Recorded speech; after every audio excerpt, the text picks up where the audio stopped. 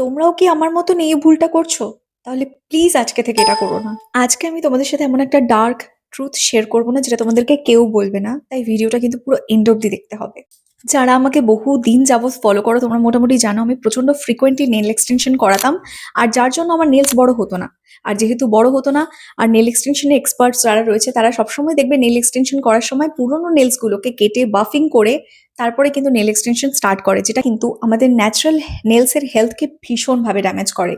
যারা আমার মতন এরকম ন্যাচারাল নেলসকে বড় করতে চাও, মানে সুন্দর করতে চাও একদম ন্যাচারালি, দেখো this are my natural nails, there are no extensions, তাহলে আমাকে এক্ষুনি ফলো করে নাও। আমি জানি তোমরা এখনো ফলো করোনি। আর কি করছো, আমার ভিডিওটা এখনো সেভ করোনি? প্লিজ সেভ করে নাও and also don't forget to share my videos to your loved ones, মানে ফ্রেন্ডস অ্যান্ড ফ্যামিলি মেম্বার্স। আর হ্যাঁ, আমাকে কমেন্ট সেকশনে লেখো টিপস, আমি তোমাদেরকে শেয়ার করে দেবো আমার এই নেলসের সিক্রেটটা।